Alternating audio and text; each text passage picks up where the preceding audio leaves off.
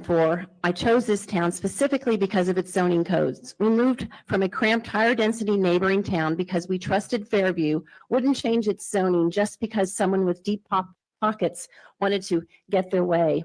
I request the P&Z deny the cup for the LDS temple in its current form.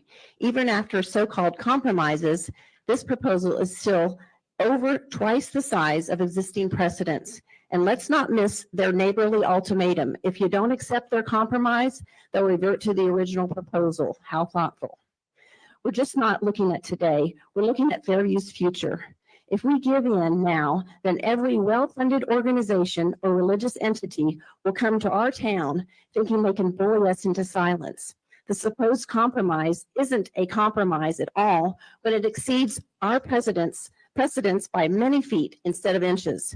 They claim denying their oversized proposal creates a substantial burden to their religious exercise.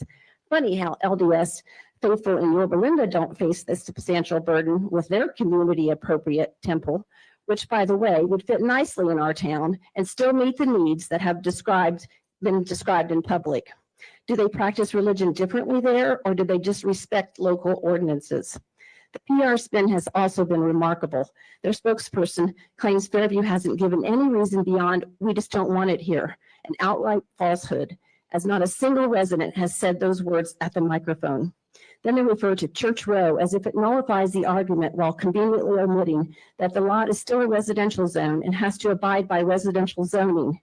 She also references taller churches in our same zip code without mentioning they're in different towns with different zoning laws. Or another favorite is when it's mentioned that there's retail across the street when one, it's a different town, and two, the retail is CVS and Sonic, both of which have heights that are lower than our REM zones across the street.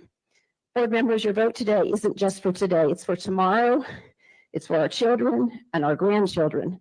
This is your legacy. I hope you choose our town's character over the threat of lawyers from a billion-dollar bully. Be David against this Goliath. Vote to deny the cup that remains too tall and too bright 24/7 for our community to vote and accept if they compromise to current precedents. Remember, applying our existing ordinances fairly isn't religious discrimination, it's good governance.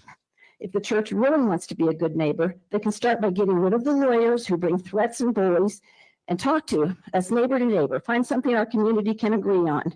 Since you've only dealt with lawyers so far, trust is hard to come by. Our view of our community has changed forever because you sent lawyers to threaten instead of working together for a real compromise. To wrap up, thank you.